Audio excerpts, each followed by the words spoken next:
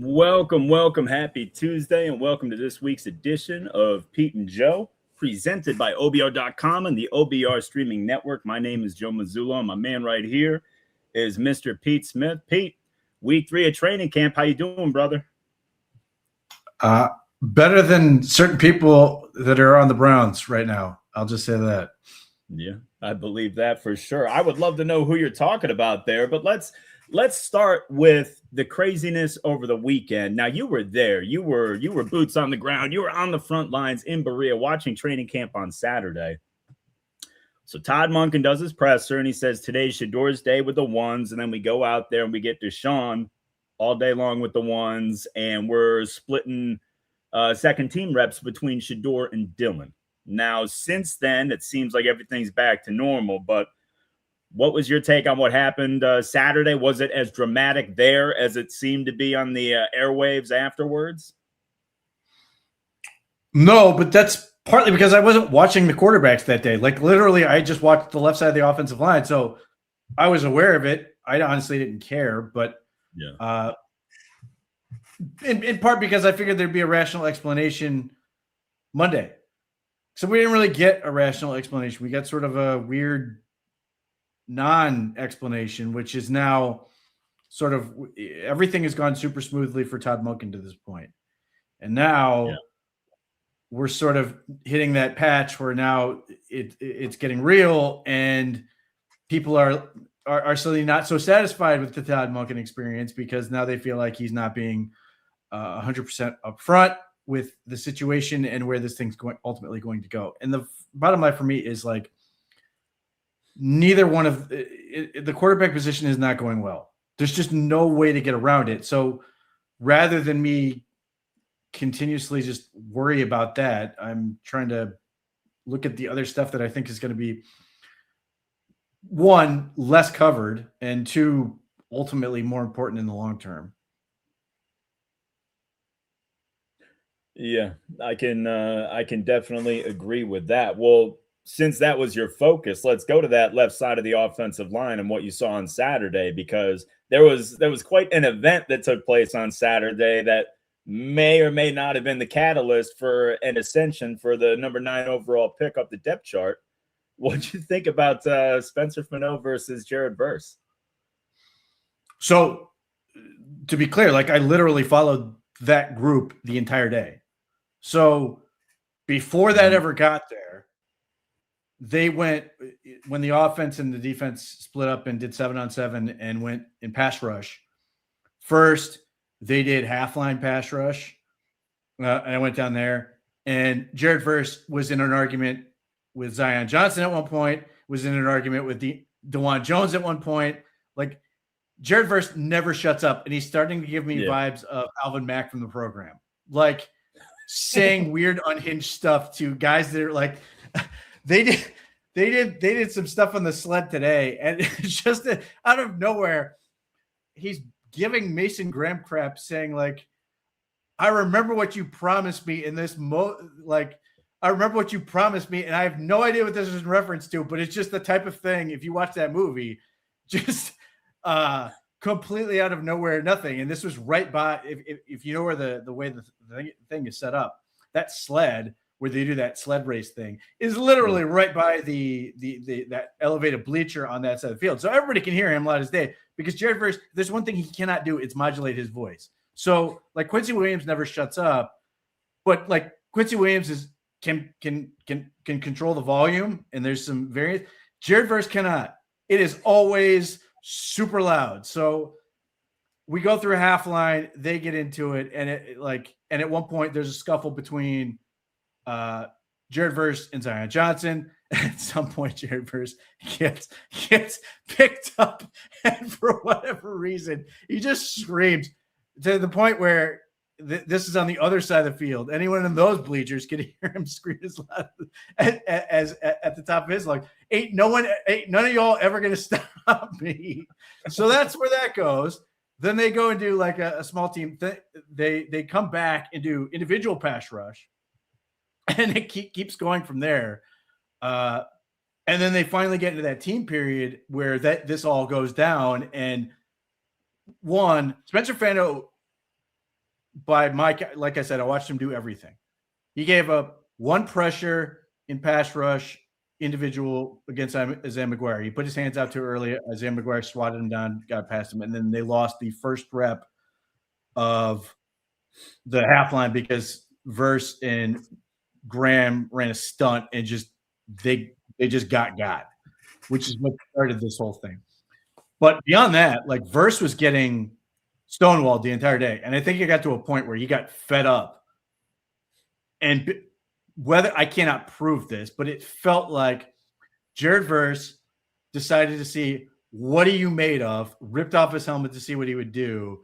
And then Spencer Fano went right at him. And, my read on it, whether anyone's going to admit it or not, I know it was asked. I do not think this was staged at all.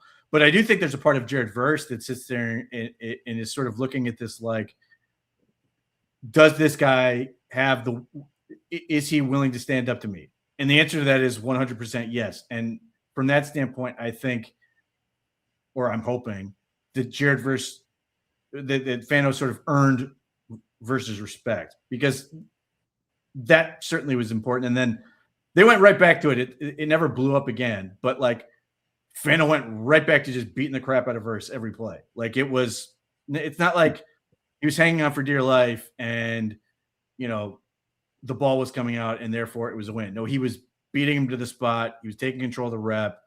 Jared Verse could go nowhere. That was the day.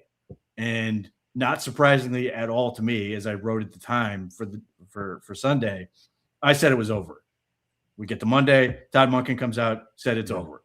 What I did not expect was Todd Monken to flat out admit, I knew he was thinking it, that yes, he wanted to see Fano stand up for himself and sort of have that dog in him and all that stuff. I'm surprised he said it out loud, because it's generally one of those things where, like, yes, you can intimate that coaches are thinking that, but you don't want them to sort of say it, in part because they don't want to encourage fighting. Not to say that it wasn't a real fight. Like, they went to the ground, which is not great because you don't want to see guys rolling on the ground and all that stuff. But like, it wasn't, this big drawn out brawl type thing. It was pretty quickly separated and all that. But stupid things can happen. You can have a guy. Listen, man, I've seen a kid break his hand on another dude's helmet. I've seen just dumb stuff happen. The last thing you want to have happen is like either Graham or Fano do something that's going to cause them to miss time over this. So like, when you get to look back on it and go, everybody's fine, then you can be like, yeah, this was great. But I'm still surprised he admitted it, though it did make for a great quote. But yeah, this was important. I mean, LaCharles Bentley commented on it in Twitter, and then he wrote a blog post about it, because like he said in the blog post he wrote, he's like, I know how talented this kid is. I know he has all the tools to be athletic, strength, all this other stuff. And he sort of went in this questioning, did he have that in him? Because based on where he played and who he played, that was never really something that came up on him. And to then go against a grown-ass man in Jared Verse, who's arguably the most powerful edge rusher in football. Yeah, he's a bully, That's handle that and not back down, because it would be easy to be intimidated by Jared Verse because of his ferocity and because he's that loud and all these other things. But like, no, it was good to see that. And that's why I was like, nope, we're done. Yeah. Well, and that's the thing too, because it had seemed that DeJuan Jones had been gaining steam because he's had a really nice camp, and George Warhop seems to be a fan of his and everything like that. You got anything on DeJuan? I have lots on DeJuan. He can't run block. He cannot move. And the problem, and so we get into this whole, well, like, so here, I'll give you, for example, like, so that day, Saturday, they're rotating at left tackle.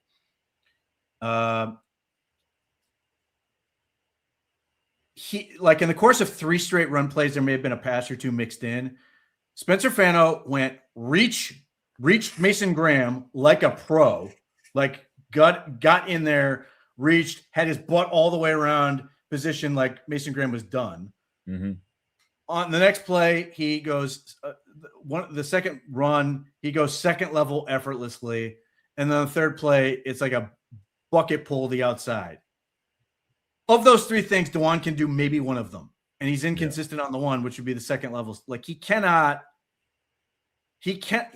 going to reach a 3. He's never going to reach a 1 if that's what, the guy's in.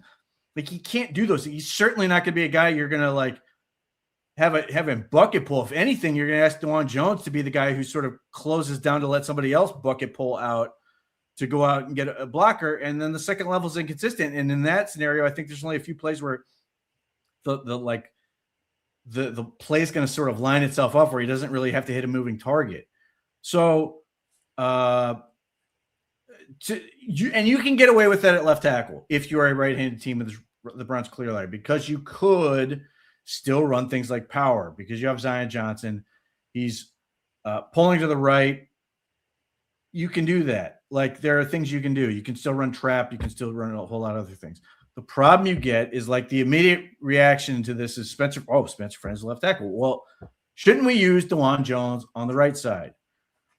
Okay, well, and if he could do down blocks, second level, and zone, you could be okay if he was consistently getting pushed off the line of scrimmage. But the problem you run into is if you have what the Browns have, where they have two hyper athletic guys on the left side in Spencer Fano and Zion Johnson, and you want to pull them. You see them do it a lot. If you do a traditional counter, Zion's got to kick out, and Spencer Fano's got to, wheel up on a bucket pull and get up to the second level. Like, in order for that to work, DeJuan Jones, depending on how the defensive line is lined up, he's either got to go second level right now and get to a backer and cut them off effectively, or depending on how they're lined up, he's got to be able to move like a 4-eye or 4, maybe a 3, maybe has help on a double team. You got to move them off the ball to make that happen, especially if you're going to run things like power. I've seen nothing to suggest he can do that. So if we haven't seen him do that, and this is going on 4 years, Pete. That's just not his game. Right. Like this is not injury related. This is at the peak of his health as a rookie. He could not do this. And we saw when he went out as a rookie that James Hudson went in and suddenly the Browns could run right because they ran right behind him. Mm-hmm. That's how they beat the Ravens in that Week 10 game when DeJuan Jones was out. If I ask you, based on what you've seen from or read or everything else with the quarterbacks, what are you more concerned with? Are you more concerned looking at the Browns as they currently exist about pass protecting for Deshaun Watson, Shedeur Sanders, Dylan Gabriel, and God forbid they get to Taylor Green and having to play him? Or are you more worried about opening up running lanes for Quinshon Judkins? Running lanes. You know that. That's the only way this team can compete is if they can run the ball. So if you tell me that DeJuan Jones is your best option at right tackle, that's who you're putting in. You are telling me you are worried about 3rd and 10. Yep. And I'm going to tell you, if that's your consistent worry, this team is going to be awful. So you better have a guy in there who can get off the ball and run back. And I'm not convinced that Titus Howard is that guy. I think the Browns are kind of hoping that the right guard can help him. Yeah. But like if for whatever reason, and this, like if Titus Howard is hurt or they do something insane like moving the right guard, which I don't think is a great idea either, my next guy at that point is Austin Barber, because he's going to get off the ball and run block, which is what you have to do. You need this team desperately needs to be 2nd and 6, 2nd and 4, 3rd and 3. They cannot live in a world where they're constantly operating 3rd and 10. They just do not have the quarterback play to do that consistently. So if your mindset is I'm building the offensive line with pass protection in mind, I think you're doing it backwards. And I don't think that's how teams think. Yes, there's obviously a baseline level of pass protection that all 5 guys have to have, or they're not on the team, not in the field. Yeah. But after that, you are designing your line based on what they can do in run blocking. And if that was not the case, KT Levinston would not get any reps ever, because the same Saturday I watched them do individual pass rush. He did not block a soul. Like, he got beat every single rep. Aiden Huntington went right through him on a bull rush. He just out leveraged him there, and then he was able to, stepped through him pretty quickly just with speed. All the things I worry about with KT Levinson, which is why I have said all along, not that I'm saying he can't do it, but these were concerns where I had you moving him from tackle to guard because it doesn't fix it. It actually makes it worse. And then he got beat by whatever the Jenkins on defense that have been here about 20 minutes. You got beat by him too. So and then lo and behold, Tevin Jenkins shows up this week back from injury, and he's back in there with the ones. So this is where I'm sort of at, where I sit there and I'm very concerned. And look, there's still time for them to figure this out. But if your answer is, well, we'll move Titus Howard inside, who's not a great run blocker with Houston, and then DeJuan Jones could be on the right side at tackle, you are just conceding that you're not running the ball half the field. Yeah. First of all, I think you're almost alluding to this, but I feel like they would go with Austin Barber in that scenario. They traded up and used a 3rd-round pick on this kid. They clearly like him, and they clearly want him to be a part of things, especially he's getting all the second-team reps, right? Or at least the vast majority of them. Austin Barber's a talented kid. And look, DeJuan Jones, he's a Buckeye. He's been here for 3 years. We all hope that he was a left tackle. He can't stay healthy. His game is still far from complete. He's a liability in the running game. And again, reliability is the most important ability, and he's never there. He's always hurt. So I feel like all this talk about DeJuan, pushing Spencer Fano and all that stuff, I think that's just typical training camp media organizational fluff. I don't think he's seriously counted on in the future of this organization. I just don't. Well, I think he's a backup left tackle, which is fine. You need a backup left tackle, and he can do that. And it still comes with the same limitations I was talking about in terms of what it allows you to do. But you need to be able to pass block, and you need to be able to have somebody you can run, especially if you're a right-handed team, you can sort of make do. But it's not lost on me that they went from having DeJuan Jones to literally drafting the most athletic tackle in the draft who can do all these things that he cannot. And Todd Monken being this big run guy, and coming from an offense who set the NFL record for rushing yards in a season, and all these other elements, that is clearly where this team's got to win. So I don't think that is a serious option. Now today, the two offensive line, they completely inverted the group. So they have been rolling with DeJuan Jones at left tackle, and then either Jack Conley usually Jack Conley at left guard lately. Center has been, obviously it depends who's healthy. Right now it's Luke Whippler. Right guard has been KT Leviston. And then I thought Brailsford was the center for the twos, no? Well, he hasn't been practicing because he's dealing with a wrist injury. Okay. And then Austin Barber's at right tackle. So today they literally inverted the entire group. So Austin Barber left tackle, KT at left guard, Jack Conley and then Tyree Phillips were both at right guard, and then DeJuan Jones at right tackle. But and for the sake of cross training, fine. But realistically, I think the Browns want to be in a situation where DeJuan is your backup left tackle and Austin Barber is ultimately the backup right tackle if they can help it. Yeah. And I'm not convinced that Austin Barber isn't going to surpass DeJuan Jones in all of it. Now, the timeline is the question mark, but he gets off the ball and will run block. Yeah. All right. Well, let's talk about the other rookie that ascended up the depth chart, and that is Denzel Boston is your new starting X receiver for the Cleveland Browns. That's kind of cool. That's what we want to see. Yeah, I mean, look, the two announcements they made were the common sense calls. Denzel Boston has looked like a dude from moment one he arrived after being drafted. I can sort of appreciate the Browns doing this thing where they were trying to build up confidence and not put them in a position where maybe they were going to not that I think Denzel Boston's guys at risk of this, but putting them in consistent position to succeed and sort of grow into it and having them rotate and all this other stuff.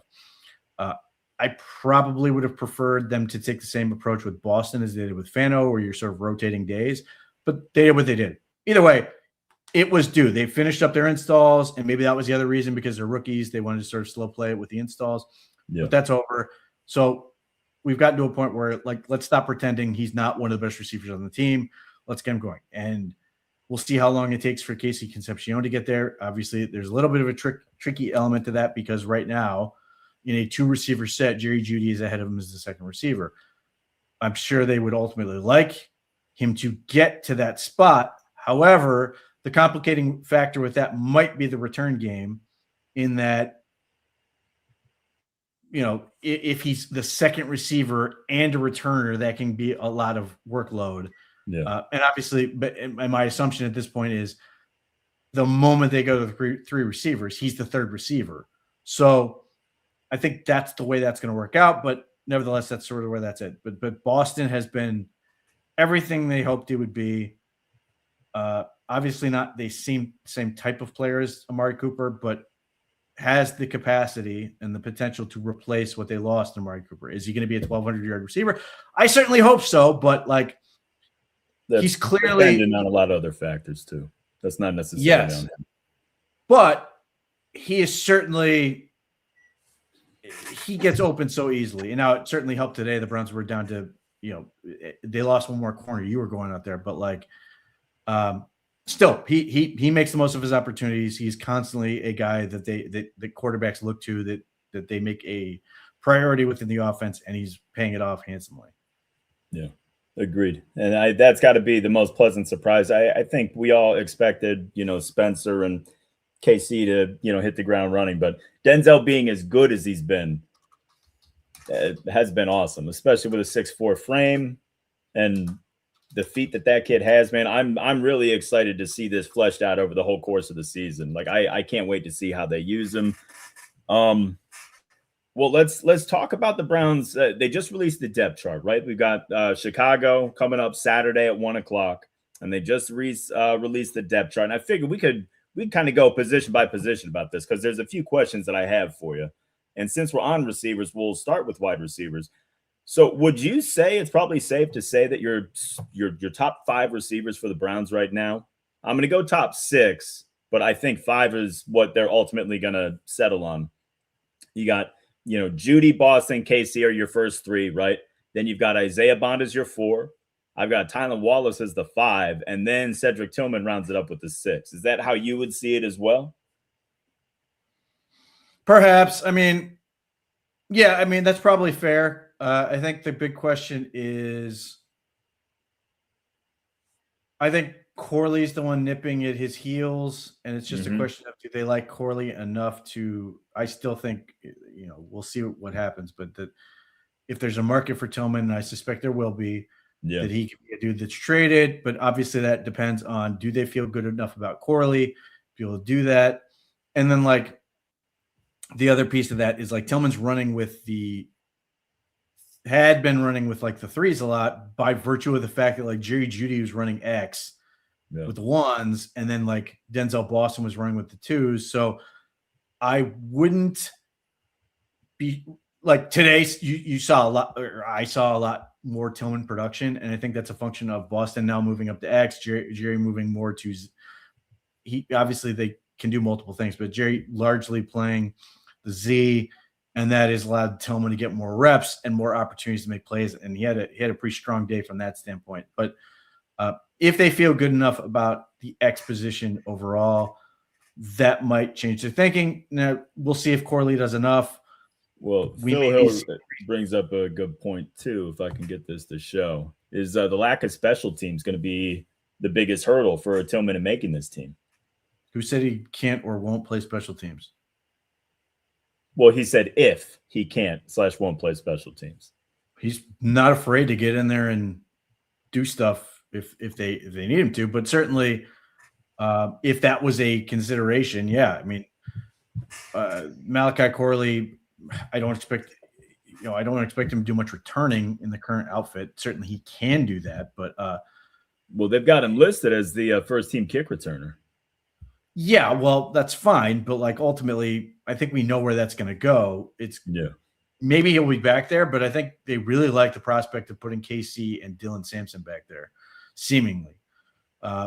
Maybe they like Corley enough. This is the thing. Who would you rather? Not, I like Malachi Corley. Don't get me wrong, but well, that's mostly what this is an avenue to get that kid on the roster. We both like Malachi. Yeah, and I think to his credit, he has made some strides in terms of his development. It's just it's enough. Now, will it shock me? Look, I am waiting. I am ready for Dylan Sampson, Malachi Corley, Cedric Tillman to just go off in preseason. I'm just waiting for this to happen. This is it's really going to come down to how many reps they get, because we're still talking about, well, I don't know how much the ones are going to be in there, all this other crap. And obviously my answer to that is none would be my preference, but we'll see. Yeah. But I could see them absolutely tearing it up, because Cedric Tillman and Malachi Corley being like the quote unquote threes is a little unfair. Yeah, agreed. All right, let's talk about tight end, right? So obviously we all know Harold Fannon's our guy, but they've got Blake Whiteheart listed as the number 2, followed closely by Jack Stoll, and then I believe it's Carson Ryan. They got Bates there too. Brandon Bates as well. Well, what about the recent addition? We just picked up Daquan Wright, the Ole Miss guy, former Virginia Tech Hokie. I didn't remember Virginia Tech. I remembered Ole Miss. I liked him as an undrafted free agent. He was a guy I sort of hoped they would get. Obviously, they drafted 2 tight ends. We haven't seen Joe Royer with his issue, but like Daquan Wright was a big, strong, athletic kid who wasn't very polished, but like had a decent amount of production. So he was a guy that made sense to me. I was sort of bummed he ended up with Philadelphia. Philadelphia ultimately cut him, and now he's here. Now, this immediately, between getting to Daquan Wright and what is going on at corner, something else is coming almost immediately. It's just a question of how long it's going to take. Yeah. They're going to have to bring in another corner, and presumably one of these tight ends is not going to be here in a minute. It's just a question of who. We'll see. I mean, they all seem like, especially the guys who can theoretically play inline, they are entirely replaceable. The good news is you have great depth. The bad news is none of them are particularly good. So that's sort of the issue. So it's difficult to pick a guy who's going to be waived to make room for ultimately what's going to be a corner. But I can't imagine they're going to bring in what would be tight end 6. That's not including Royer right now. Yeah. That somebody else isn't leaving in pretty quick order. It's just a question of which one.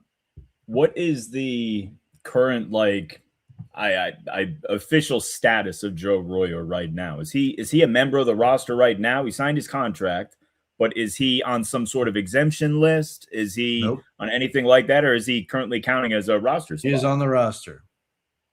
That's a very interesting situation right there. And I mean, I'm sure they're going to exhaust, all their options and all the time that they have, but that'll be interesting to see just what lengths they go to protect a 5th round pick that still has yet to really show up in training camp. Well, I don't expect they're going to make a move with him, but obviously that's his own question. But if they were to release, let's say, Brendan Bates, are there a bunch of teams out there just desperately going to grab, out there ready to grab him? I don't know if that's the case, and that may be the thought process. Hey, we know Brendan Bates knows whatever. Yeah, we'll get you back here in 2 weeks or something. Yeah. So we want to see what this Daquan Wright kid can do. If he can offer something, maybe we'll figure it out later, or he either flames out and doesn't work, and we move on from him in a week and bring that guy back. So we'll see where that sort of goes. But when they claimed him, 1, I thought, okay, I get it. I understand why they would be interested in, and then 2, somebody's got to go. Yeah. All right. Interesting. Now, just moving along with the depth chart here. I mean, we already went over the offensive line. I did want to talk about, so how serious is the Zach Zinter injury? Well, he's been back, right? Or is he? He's not practicing, but he was in inside, like doing some light running and stuff today. Yeah, I think he was doing that the past couple of days. So, he initially left on a cart. And you wondered maybe the Browns were just going to say, "Screw it, we're going to cut bait," and call it what it is, or maybe it was a serious enough injury that you were going to do that. Well, they haven't done that, and he is seemingly, I don't know what type of timeline he's on, but like he's in there doing stuff. So it's not like he's debilitated or like unable to do anything. So where that ends up going, but Zach Center needs all the reps he can get. And to his credit, the one thing I will say for Zach Center is he did, in the reps I've seen him take, did a really nice job in pass pro. Now, my whole issue with him is I have not seen a whole lot of get up and go as a run blocker. And that's where you sit there and you worry about, well, maybe that's a product of the leg is never really recovered since the injury. So that's the big question with him. He was obviously a guy who's sort of on the the somewhere near the cut line anyway. So obviously, if you're Zach Center, you are desperately hoping to get back quickly and to get on the field. It's a similar thing with Brailsford. Don't know on the timeline with him. Obviously, this potentially has a big impact on the Browns because you're sitting there, even if you were sort of not necessarily buying the idea that Parker Brailsford could come in and start, because seemingly every team in the first 7 games or whatever has somebody who's 330, and you are naturally worried about that. But you certainly want to see what he could do, and we're not getting to do that. So, like, as a result, it certainly feels like Elton Jenkins is just going to be the center at this point. Now, we're not at a point where it's too late, but we are starting to get to a point where he has not taken a single guard rep. Everything has been at center, and there's nothing that's going to sort of suggest he should stop working at center at this point. So that's where that's tricky. If Parker Brailsford was out there and he was repping and you could do stuff, then maybe there was a situation where maybe they want to go, hey, let's see what it looks like with Elton Jenkins at guard. We're not getting that, and I don't know what that's going to look like. And obviously just the element of what does that do in your preseason reps if Parker Brailsford cannot go, because obviously you want to see him, but they have theoretically 2 other centers, but like how many snaps do they want these guys all to get? Yeah, well, and especially with the preseason games coming up. I mean, so it's the guys that can play center on the roster. You got I always struggle with Kingsley Egwakun, okay, and then Luke Whippler. Obviously, Brailsford's hurt, but didn't what's his name? The guard Kendrick Green, can he play some center as well? He was waived with an injury designation. Well, there you go. That answers that one. So you're looking at Whippler and Kingsley, and they've got guys like Xavier Miller, who's I think still working his way back from something. They've got Jeremiah Byers, who occasionally reps. But the guy who's like, I think maybe creeping his way into the conversation is probably Tyree Phillips, because he has guard and tackle versatility. I haven't seen enough of him to really judge one way or the other. But like, as I mentioned already, he is getting some work with the twos and has done it both at guard and tackle. So he seems like he might be the next man up. Obviously, Jack Conley was off the roster for a minute. He's back and he's repping with the twos. First it was right guard. Now it's at left guard. So, I'd like to see game action with these guys. These are the guys I'd like to see in preseason games to sort of get a feel for them. And hopefully they stay healthy in those things. But like, yes, practice is certainly worthwhile to a certain extent, but certainly preseason games with those guys can be really, really helpful. Yeah, I would agree. Now, Turtle's got, the more I hear about the O-line, the more I am convinced it's a complete mess. Who are the projected 5 starters at this point? Not clear at all. Turtle, I'm going to push back a little bit. I think it is clear. I think the starting 5 right now is Fano, and then you've got Zion Johnson, Elton Jenkins, Tevin Jenkins, and then Titus Howard. I mean, it's just, it's not going to be perfect, because I don't trust Tevin Jenkins to stay healthy until September, let alone, a full season. That's going to be the trickiest one in my opinion, but it's certainly not like exciting. He is a guy I check every day to see if he's out there. Tevin? Yes. Yeah. Yep. I always spot check and go, yep, he's out there. And he's a good player.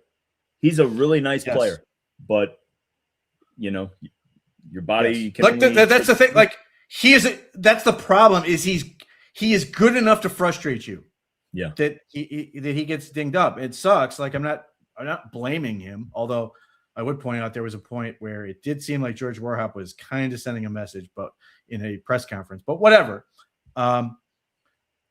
He can play guard, like he can play it. It's just, can his body hold up? And when he's been able to get through a game healthy, the Browns have been better for it. But like, he was dealing with shoulder issues last year. We never got any clarification on what he was dealing with when he missed time. Obviously they're not telling us. And for people who are waiting for Todd Monken to be way more open and honest about injuries than Kevin Stefanski, he says even less. He won't even address them at all to this point. So we get nothing. So we'll see where that goes.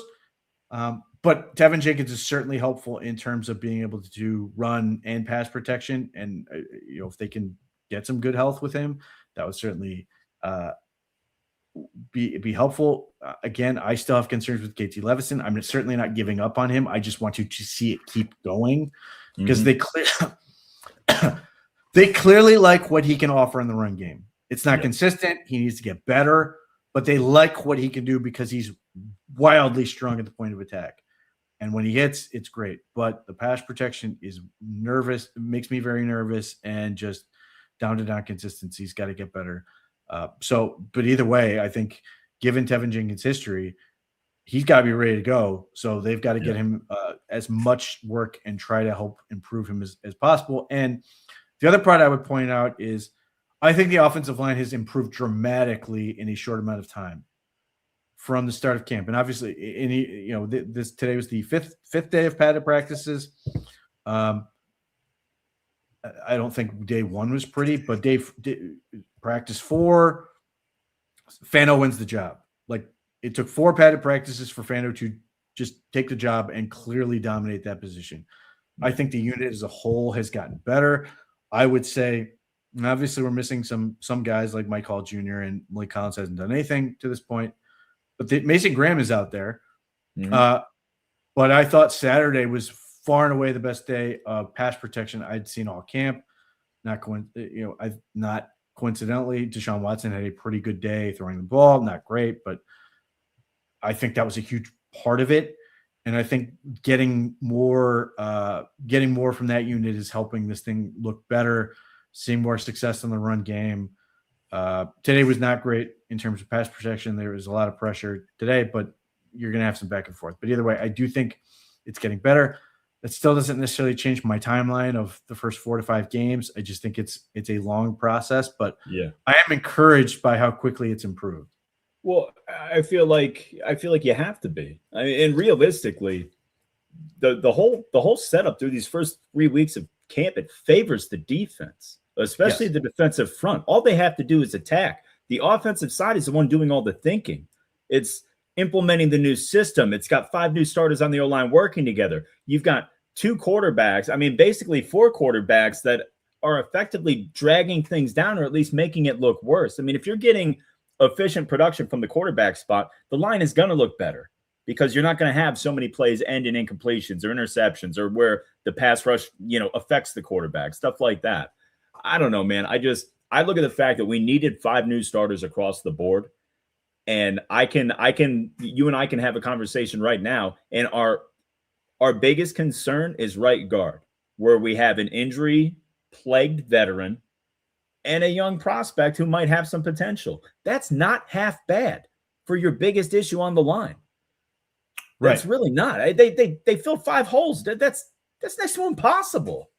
Now, did I do a mock draft where I gave the Browns Cade Pieper from Iowa? And did I get excited reading Bruce Feldman's freak list with Cade Pieper on it? Yes, I did. There's nothing wrong with that. There's nothing wrong with that. Next year, look, there's going to be plenty of holes to fill next year in places that we don't even think about yet. Well, like, I am thrilled with the Browns draft at this point. Yes. But it does make me go, man, I wish we had Keelan Rutledge at right guard. Oh, my God. But like, no, this is ultimately the ultimate rich man's problem, where I'm sitting here and go, I'm sitting here and having to watch Denzel Boss and Casey Concepcion look great. Spencer Fano looks fantastic, and like Emmanuel Warren is getting good in a hurry. And look, the other guy I'm really happy with, and potentially irrationally, again, another guy I want to see in games because I think he's actually going to show out well is Austin Barber. Like, I really like the way he plays.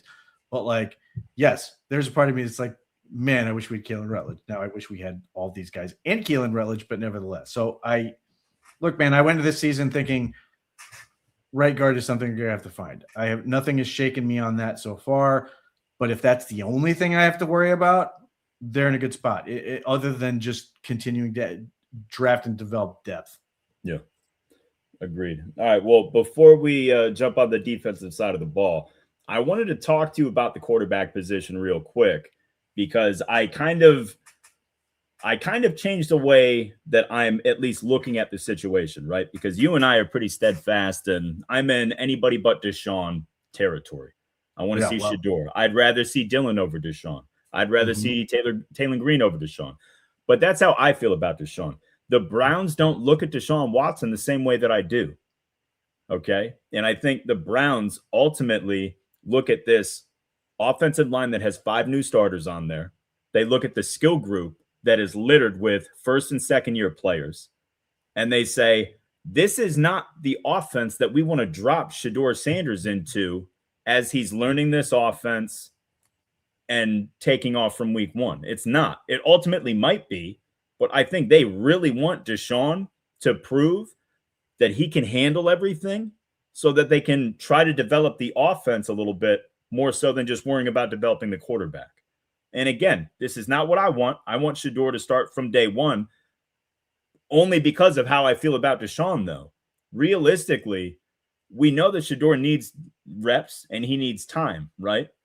But do we really want to drop that kid into this situation with 5 new linemen and all the youth around him? I just understand where the Browns are coming from if they're pushing Deshaun ahead more so than Deshaun actually grabbing the job. That's at least, how I've did the mental gymnastics to not, lose all my emotional stability over this whole deal. That makes sense though, right?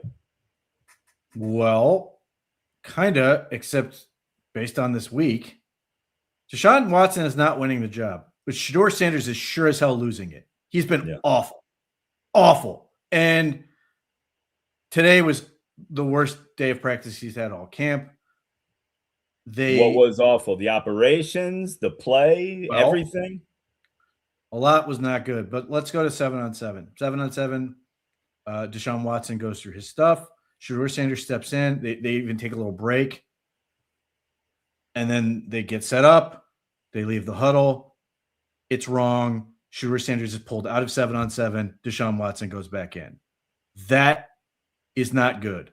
And that's not good for multiple reasons, one of which you know exactly what the problem is. There's no hiding from it at that point. There's no, well, it might have been this, or this. No, they clearly decided that Shedeur screwed up something in the huddle, and that was it. Called the wrong play, whatever, and they're just done with it.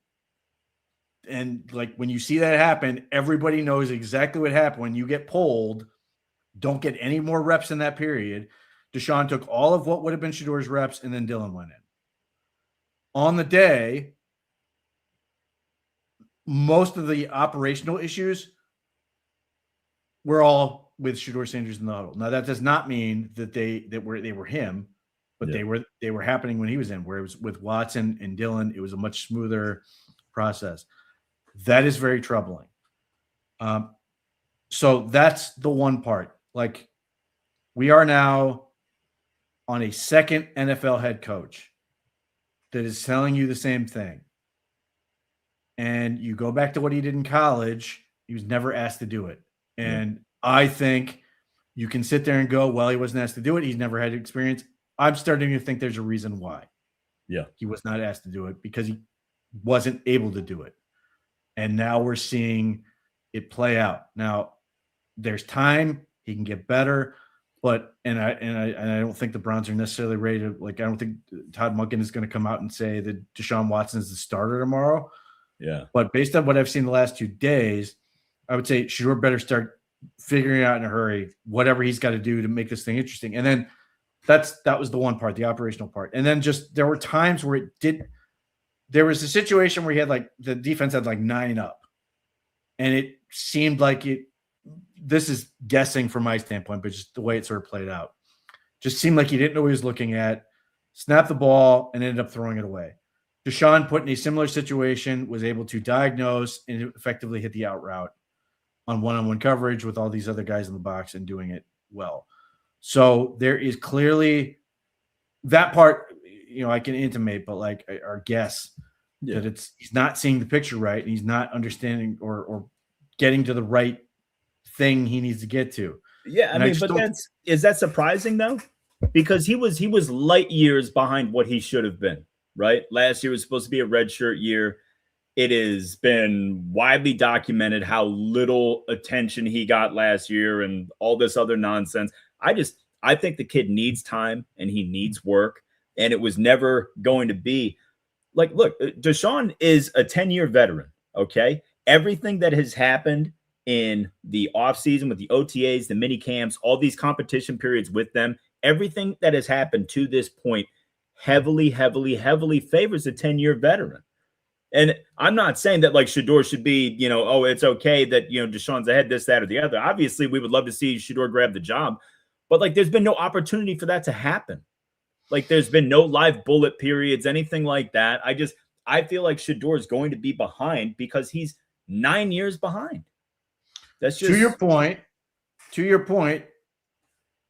Deshaun has had every opportunity to seize this job and he can't. He just cannot because he's not good. That's he's the reality. Good. Now, I think he did better today. But again, you were out there corner. He better do well. Like this was set up for him to do well today. Yeah. And there's still balls where I sit there. He throws a flat ball, doesn't throw with much touch, and resulted in a bad interception today. Well, Pete, let me ask you this real quick. Let me phrase it to you this way, because I had a conversation earlier with my brother actually, and he phrased it as that Shedeur being incapable of taking this job and pulling away from Deshaun is a damning bit of evidence. It doesn't look good, which I strongly disagree with. I think you flip that around. The fact that Deshaun hasn't been able to seize the job and separate from Shedeur is absolute insanity. That's because you and I, well, me in particular, I won't lump you into this. He's dead on arrival for me. Like he's not serious. There's nothing there. Is he going to have a game? Is he going to have a game where he looks great against basically what is the Arizona Cardinals at some point? Yeah, maybe that's going to happen. But any reasonably good team, it's going to be just a train wreck.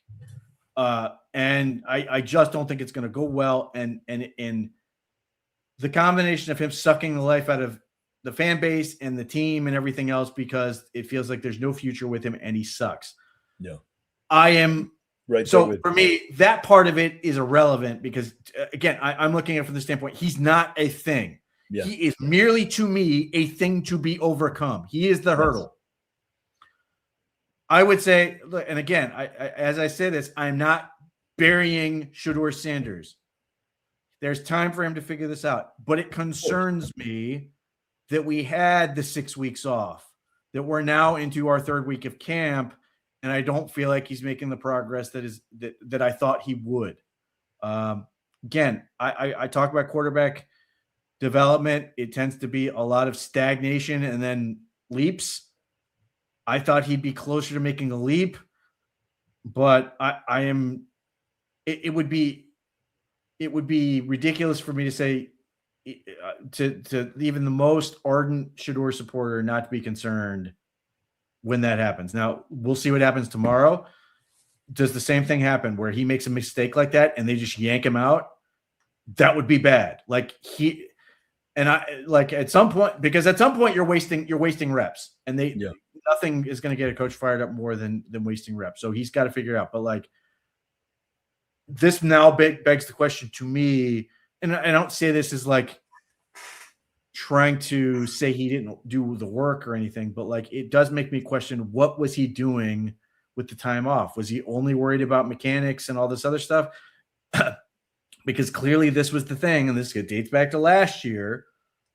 This was the area he needed to get better at the most. operation, being able to diagnose what the defense was doing pre-snap, being able to put the team in the right position and maybe change the play or whatever, and adjust to put them in the best situation possible. To your point, maybe that's going to take a couple weeks into the season before he's better, but which is okay. I just wish I was seeing more progress on that front. That's the part where I sit there and go, man, that's frustrating. And maybe there's more progress than I'm not seeing, and that would be. Isn't that something that is super challenging to replicate outside of an NFL minicamp or training camp?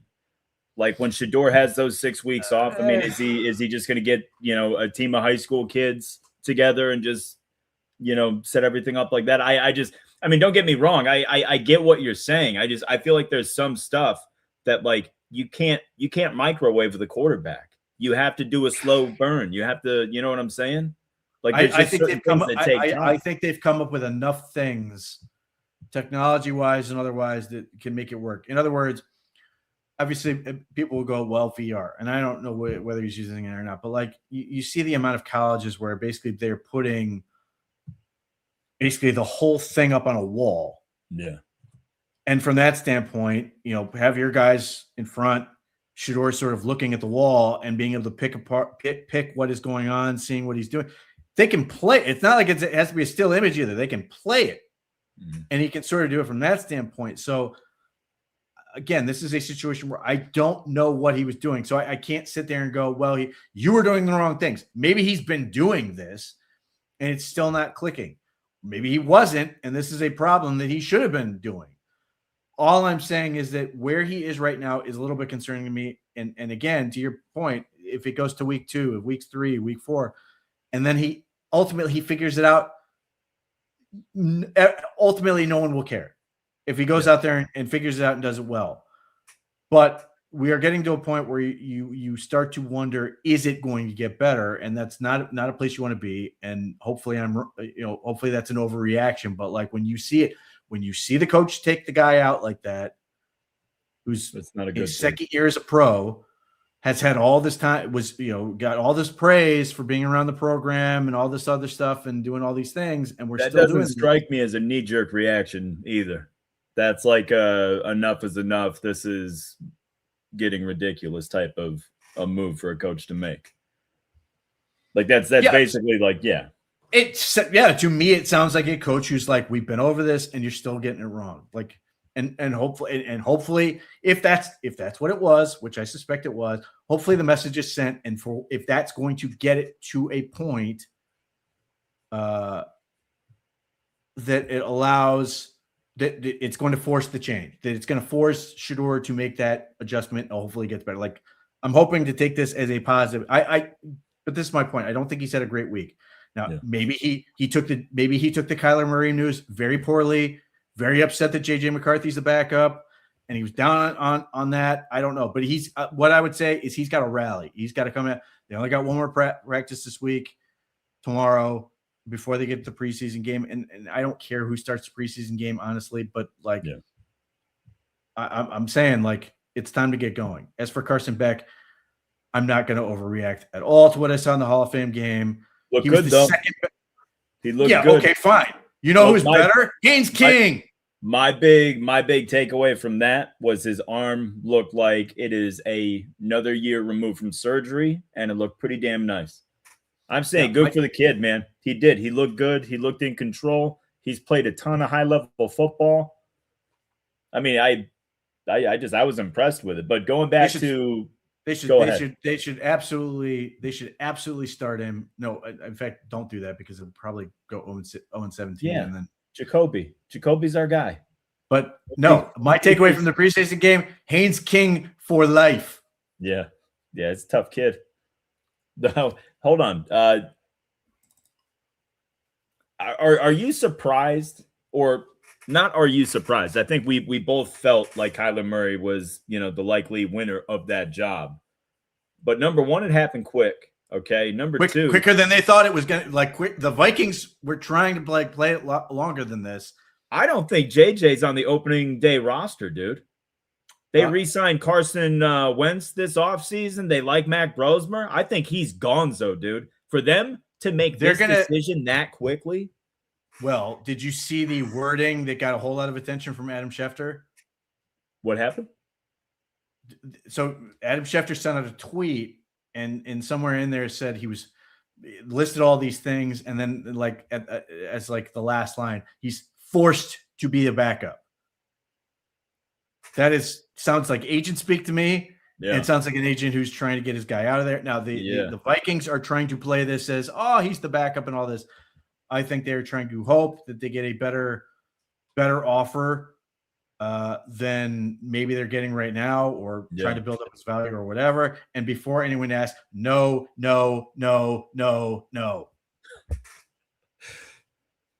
What do you mean no? He's a first round pick. Come on, he needs to do what Sam Darnold did.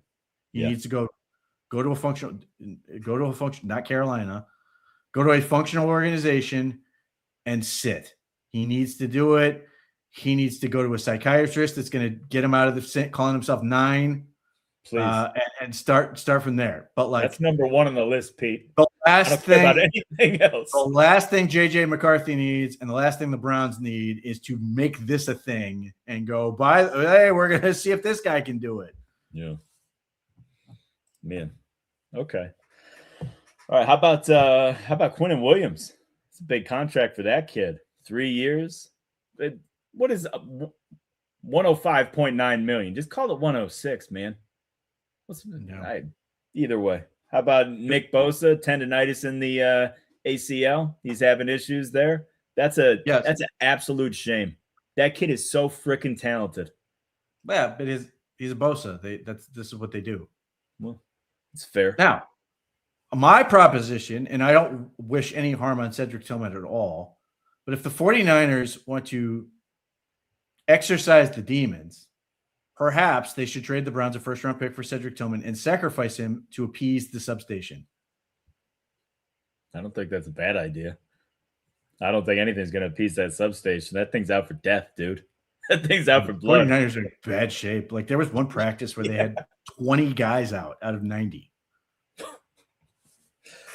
It seemed possible. I thought we were struggling. Well, we're still real hammered at D tackle and corner, right? Those are the two big bugaboos. D tackle has gotten slightly healthier. I'll be curious to see what happened. The Bell kid left with trainers today. No update on that, and obviously they didn't make a roster move. But Mason Graham being back is obviously good.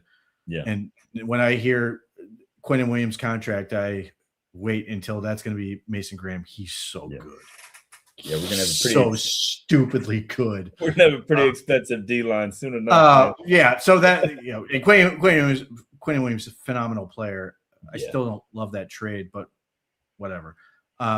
Nevertheless, how big a injury is this Laramie Tunsil torn triceps? I mean, that's a bad deal. Yeah. What's weird to me is they got Josh Connerly at right tackle. Will they swing him to the left side? Well, maybe, but like, you remember what happened in the rookie year of Jaden Daniels, right? They drafted Brandon Coleman in the 3rd round. He started at left tackle. He is currently a backup guard on this team. So what happened to this guy? Like, when Washington was getting all that praise, Jaden Daniels obviously getting the NC championship was a huge deal, but like, this was a big development for them. They got this kid in the 3rd round. He was going in there and playing well, and now he's a backup guard. Well, because that offseason they traded for Tunsil. Yes. So the question was, well, what are they going to do with this kid? Are they going to move him to the other side? Or the fact that they traded for him Tunsil at all seemed curious because he played so well, and they've sort of just like disappeared him. So I'm curious, do they revisit that and just put him back at left tackle and see if he can do it, or they do the Connerly thing or whatever?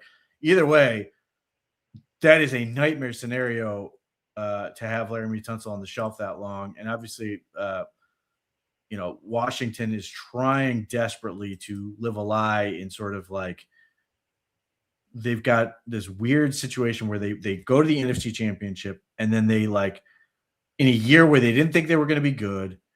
And as a result, what was a roster that was sort of like older and ready to sort of make a transition and get much younger with the rookie quarterback. Well, they won. So all of a sudden they go, well, we got to do it again. And they got even older. And now they brought in Stephon Diggs. They won like 6 games in the final possession, Pete. Like they were getting by the skin of their teeth. So you got older, and then you signed Stephon Diggs, who's 32. Like they keep trying to do this thing, and I don't think it's going to work. And obviously, it might have had a shot if Laremy Tunsil's still there, but the fact that he's out in a very difficult division, I don't love where this is at. I'm hoping Jaden Daniels makes it through because obviously, the scare with him is that he will run himself into a lot of car wrecks. Yep. And you worry about that he's going to just break. So I hope he's able to get through. Otherwise, we're going to be talking about, Washington should trade him and the Browns should give up all their picks for Jaden Daniels. Yeah, it makes sense. Well, look, we're just about to finally get off of the worst trade in NFL history. Might as well throw some competition its way. You never know. Let's okay. I want to bring this up because I was listening to it earlier today. Somebody made reference of one of the Browns coaches saying his favorite line for the defensive line is when you've got Versa McGuire outside and Alex Wright and Mason Graham inside. And it's fast, it's physical, all that. Have you seen a lot of that? No. Really? I love that because it's probably 3rd and 12. Yeah, hell yeah. I mean, if you're a defensive lineman, like that's the dream. Like, yeah, wasn't it the Giants when they were in 2007? That was the Cadillac, right? The Cadillac pass rush, isn't that what they called it? NASCAR. NASCAR, yeah. Now, I mean, look, the Browns want Mike Hall back because they want him to be able to do that stuff. But like, I will say this: Alex Wright has had a heck of a camp to this point. Isaiah McGuire's had a pretty strong 2 days, but like, yeah. So I get it. I mean, I'd rather have Mike Hall in there because he's just a very, very quick off the ball pass rusher. But like, more good is more better in this case. Give me more guys who can do this. Now, if the Browns can consistently put opponents in that type of situation, great, because then you run into a situation where like you can do these type of things, and in some ways you sort of have to do this because you don't have Myles Garrett to fix it. Now, the other part about that is you also had, when you get there, you're going to have, eventually both Mike Hall and Malik Collins as options. You're probably not going to get into this whole thing a whole lot. Now, the one thing you could potentially do, and I've seen them do this with Hall a little bit, is you put Wright as like a 4 or 4-eye to sort of widen that and change the angle and have another guy outside of him. So we'll see. I mean, I'm all for any situation that you are so confident in that you're in a long down the distance and you can let these guys go. In terms of the pass rush, it's certainly going to be an ongoing question. And I think it's going to remain a question until we see it against other teams. Like, you can sit there and go, Jared Verse has been great. He has. You can sit there and be Alex Wright has been great. A lot of the time he has. Isaiah McGuire has been really good. Mason Graham is a beast. Mike Hall, when he was in there, was really good. Aiden Huntington, since they put up pads, he's come on quite a bit for his own right. But the question you always have, you want to see them do it like when they get to the preseason or joint practices or whatever, and see that translate. That's going to give you the confidence to like, okay, this is a real thing, as opposed to, well, did we just find out the offensive line is really not that good and they're just beating up on guys who are not great, and it's making them look better than they are. And it's the same thing when you get into the whole, because Tony Grossi asks this basically on a daily basis, the interception total, which I think is up to 19 now. What does that mean? Does that mean the quarterbacks are bad? Or does that mean the defense is really good? And all of a sudden we're going to have way more turnovers, in particular interceptions, we've had in like the last probably 4 years. Are we going to have another crazy year? Like, what was that? 2001?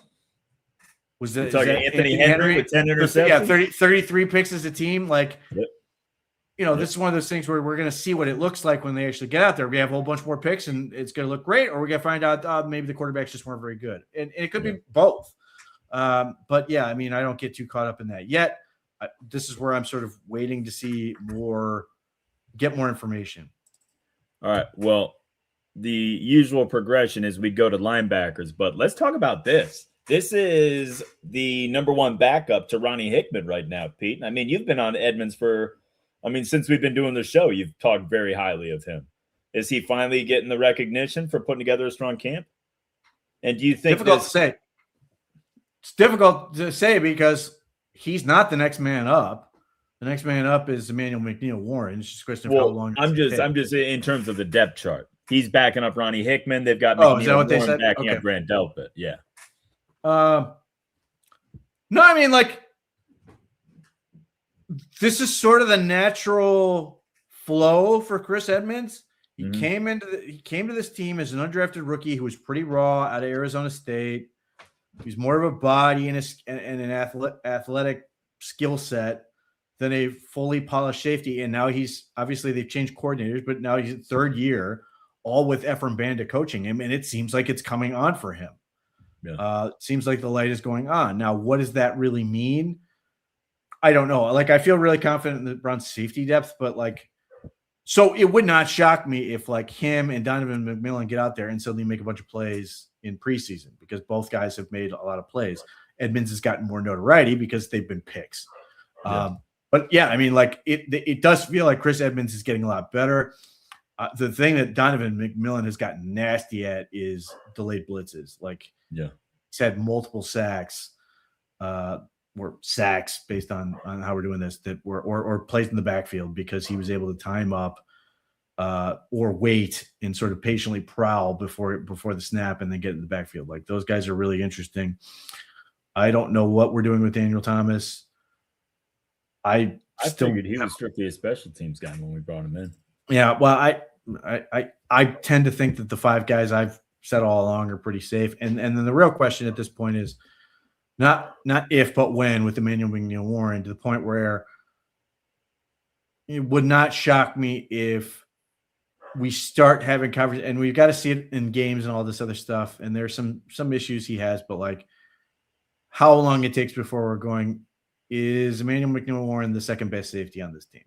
Yeah. He's doing things that you sit there and go, I get it. His length really stands out when he gets there was talk about contrast. They were inside the one day of practice on Monday, and Luke Floria is trying to run a crosser in the back of the end zone, and Emmanuel McNeil Warren, who's a foot taller than Luke Floria, just erased him. Yeah. Because he just takes up so much space. Now, Emmanuel McNeil Warren has to get better in the physicality portion. I've seen him get sort of shoved around by tight ends a little bit, but from his instincts to the angles he takes to the way the speed he plays with, I really like what I've seen from there. And even today, there was a situation where he came off screaming off the edge on a blitz and would have gotten home. So let's talk about corner, right? We know the top two. Okay, I'm assuming Miles Harden's going to make this team, but after that, there's a whole lot of kind of the same guy, so to speak. How do you see the rest of the cornerback room shaking out? And do you think that your last starter in that room is on the roster right now? You mean as far as the nickel goes? Well, the nickel, I assume as of right now would be Harden, but you've got Miles Bryant can play the nickel. He's been out for at least a week. Yeah. So Miles Harden has got a ton of snaps. They have done a guy who I think will make the roster is Michael Coates Jr. And they've used him outside. They've also started cross training him with some nickel stuff, which is why I think he's gonna make it, or I should say more indication why I think he's gonna be safe to make the roster. But the Browns, look, man, Damari Mathis done. He's done. That was a guy they hoped could really become the backup outside corner. That is still an open question. They're going to keep looking. They have to. So I don't know that they feel good about anything on that. Obviously, they've got other guys that they're hoping will develop that they brought in, whether it's Nate Evans or Tyron Herring or the kid whose first name I never remember. The kid's last, the kid they brought in last, I think he's from USC. Is it Jukas or something like that? He got a whole lot of run because they're short on guys. Yeah. Lucas, Jaden Lucas from he was a Clemson guy. He is listed on the Browns website as 6'5". He is not that. Regardless, he's the next body. D'Angelo Ross currently out with an injury, not participating. They got Tyler Hall from Wyoming trying to get work. So like they're no stone left unturned in this one. It's just I certainly hope they don't find themselves in a situation where we're like, okay, it's the waiver wire, and let's get this guy going. Then we got 2 weeks to get him up and running, and hope we don't need him. Like I could see that playing out. I think they're going to try to be as proactive as possible, but like it is tough because you mentioned with defensive tackle, corner is now worse, obviously, because Denzel Ward did not practice today. I don't know if that was injury or excuse. He was not out on the field. Tyson Campbell was out there, but he was limited, so he was only doing individual stuff and some group. Wasn't doing team, so it was super thin. And are they going to play any of the starters on Saturday for corner? For defense, period. It's a good question. I would hope not. Yeah. He's not a starter, but the guy I could see getting run, just by virtue of he's been in there, so he's technically a starter with Carson Schwarzenegger. I think Easton Mascarenas Arnold will play. Second-year guy. I think they want to get him reps, but no. Go ahead. To your point, I certainly hope not. Like, what do those guys need to prove in preseason? I could understand though, because you push back against the offense as well. I can at least understand the offense. Defensively, you're banged up. We know these guys can play. I'd be good just punting on on the defensive side of the ball. The lack of numbers may force some things, but like I don't want to see Mason Graham out there. I certainly want to see Ward or Campbell out there. Like hell no. Yeah. So I would hope they shut all those guys down. Now Isaiah McGuire may have to play by virtue of numbers. I don't know that they want to get him in a situation where they're shutting down 3, but maybe. I mean, they may have him sort of in a jersey and hope they don't need him. Yeah. But like we'll see. But yeah, I don't see any upside. Like. Yeah, I get it. Ronnie Hickman needs some work, but I don't want to see him in that. I certainly don't want to see Delbert out there. None of those guys. I don't want to see Quincy Williams out there. No. Let's talk about Easton Mascarenas Arnold, who has found his way atop the depth chart at, I'm assuming, strong side linebacker, right? Because we got Schwarzenegger's backed up by Buki Watson. Right. And then I think that means I think the way the depth chart is written in that is meaningless. Yeah. What I see is that Easton Mascarenas Arnold is the next man up behind Schwarzenegger. I think he aspires to earn that same linebacker job. I don't think he's going to get it. Yeah. He's not a big guy. Like Easton Mascarenas Arnold. Right. Huh? Yeah. He's he might be a little thicker than that now, but like, it's not realistic. Like you need that guy to occasionally be able to line up on the line of scrimmage and battle a tight end. Yeah. That is not what that guy's going to do. We don't have that. Well, I mean, Watson could be. Yes, you do. Yeah. You have Pookie Watson, who is a hammer. He can do that. And honestly, even though size doesn't necessarily suggest it, Winston Reed is willing to be a hammer in that part. Yeah, that kid's a stick of dynamite. Absolutely. So, like, Easton Mascarenas Arnold, in a lot of ways, I think he's out there because he's really smart. I think even reading up on him coming out as an undrafted free agent, like that was a big thing for him. Really intelligent. He was productive for USC. and just sort of worked his way from being a special teams guy last year to now he's in the rotation. Obviously, another guy where you sit there and you go, well, I know they changed coordinators, but he's had Jason Tarver both years, and that has been good for him. So I know that's like a thing he aspires to be able to be the third linebacker that bring on the field. And maybe there's a world where they do that, but I still think I think they want Mookie Watson to win that because that's what he is. Like in college, that's what he was. So I think that's where they want it to go, but we'll see what happens and how often they end up using it. Like I don't expect it's going to come up at all in preseason. Well, yeah, and it's like I expect the base defense to be 2 linebackers and 5 DBs, you know, and just like I expect the base offense to be 3 wide receivers and 1 tight end, you know, like that's what I think they're going to be in for the majority of the time. Yeah, I mean it should be. I mean, obviously they got a personnel match and all that other stuff, but yeah, that's what they want to do. All right, well, so we've got the Bears game this Saturday, and I mean, preseason games are always wonky. Like it's gonna be nice to see these guys get out there, but it's preseason football. You don't want to see injuries. You don't want to see your starters out there too much. You know, it's a watered down version of the game. The big deal for us is going to be next week practices with Buffalo. Correct? What is that? The 20th of August? We do that next Thursday. Next Thursday.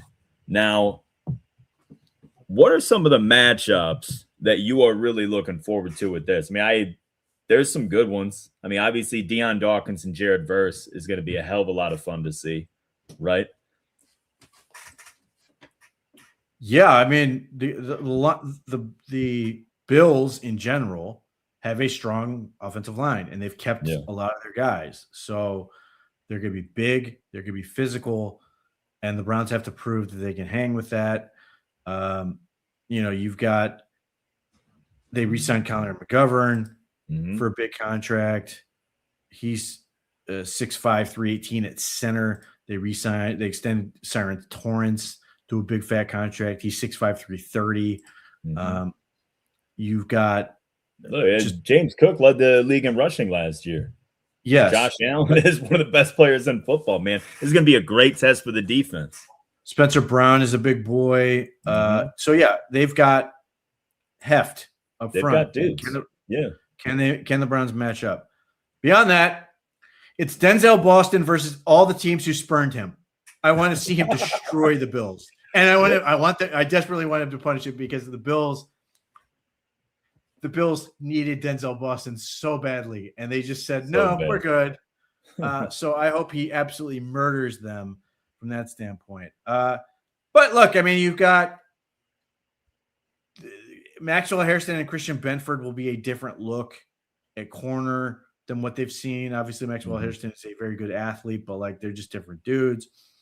And then look, man, the offensive line of the Browns has to, assuming all these guys are active and practicing, you got to have an answer for Bradley Chubb, Greg Russo, Ed Oliver, Deion Walker, TJ Sanders. Like they've got a lot of guys. Got horses on that D line for sure. Yes. And Deion Walker was a guy that the Browns really liked. So, you know, that's one where that kid's a monster, but he's another one of those mountainous dudes that's got quick feet.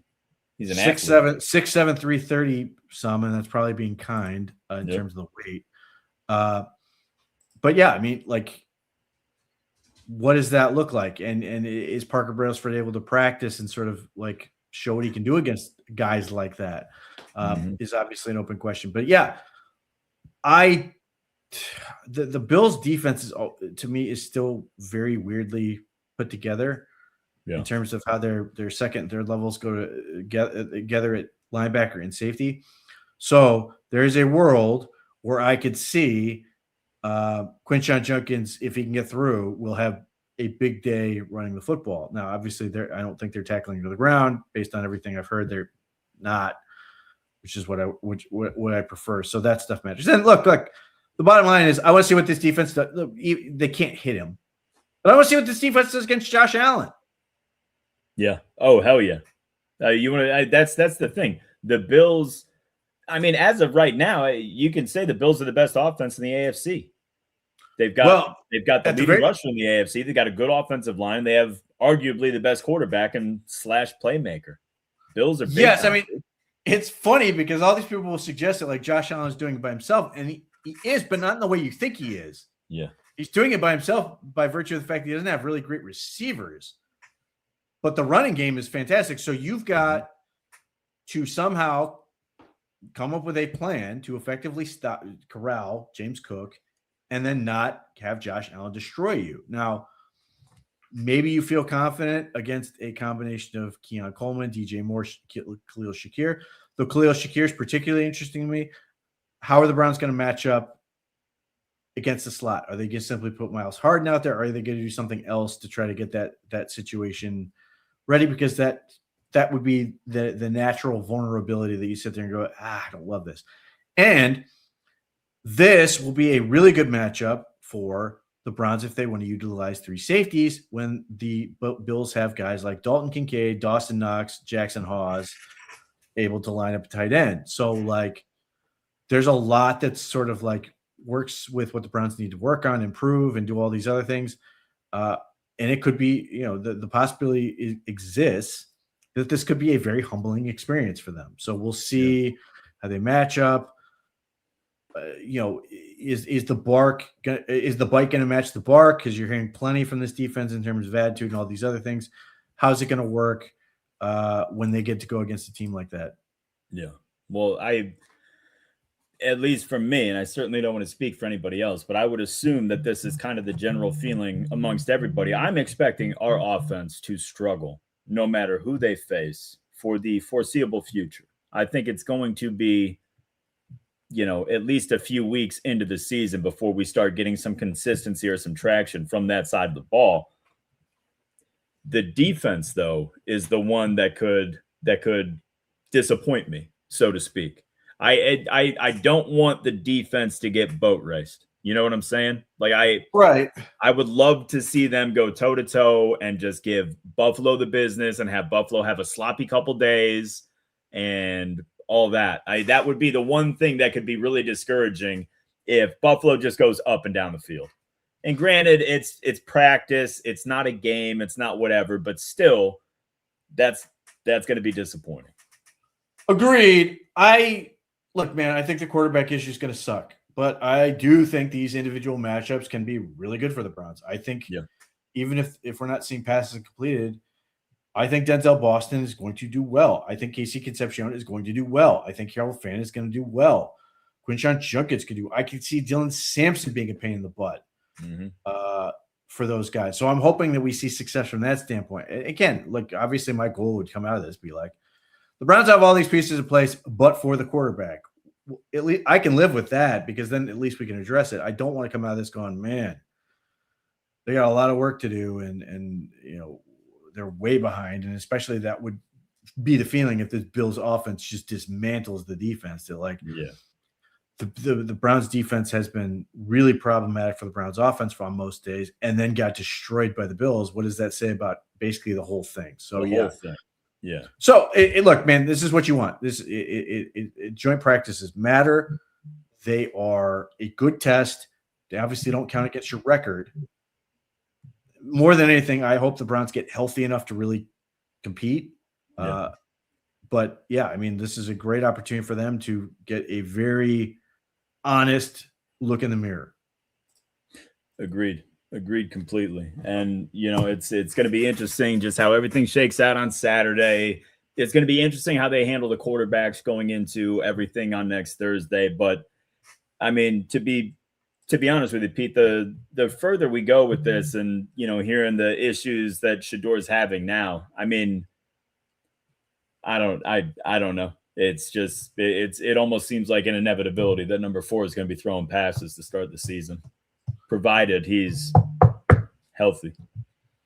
Well, yeah, I mean, obviously that's always a question, but like, again, my hope is that something clicks into place that if this is what it took and being essentially embarrassed in practice, something's going to click and it's going to go. And it's not just, no, he can't do it. And this is what we're stuck with. I really hope that's not the case. I'm certainly not going to go into that thinking that, but like, as I've said all along throughout today, it's time to get going. It's time to figure it out and make a move, because the problem you're going to run into very quickly is if they determine that he just cannot do it, Dylan's going to pass him. Like, it's going to happen. Yeah. Yeah. Well, I don't think anybody would argue that at this point, Dylan is he's a better quarterback. He's probably the best quarterback on the roster. He just happens to be the fourth most physically talented quarterback on the roster, which kind of negates it. But I don't know. Either way, Pete, we got to run. We're going to call it a little bit early. Appreciate you guys sticking with us in the chat. Always a pleasure. And we will be back same time next week, hopefully talking about an awesome showing against the Bears where, we scored 1 million points and threw a bunch of touchdowns, got a bunch of sacks. But if you thought Carson Beck was good, you just wait for Taylor Green. Yeah, right. We all know this is the Dylan Gabriel show, dude. I'm telling you, it's going to happen, and people are going to be like, August belongs to that Hawaiian. There's no way around it. All right, man. Well, either way, thank you guys. Shout out to the OBR streaming network and OBR.com for hosting us. And guys, this is the best time of year to do it. Get to OBR.com and sign up, become an insider, get the insider forums, get all the articles, get the boots on the ground information from Fred Greetham, Pete Smith, Lane Atkins, all the good guys, Jack Duffin with all the contract stuff. OBR's got it all, man. It's the best Browns website you are ever going to find, and we will catch you guys next week. Take it easy.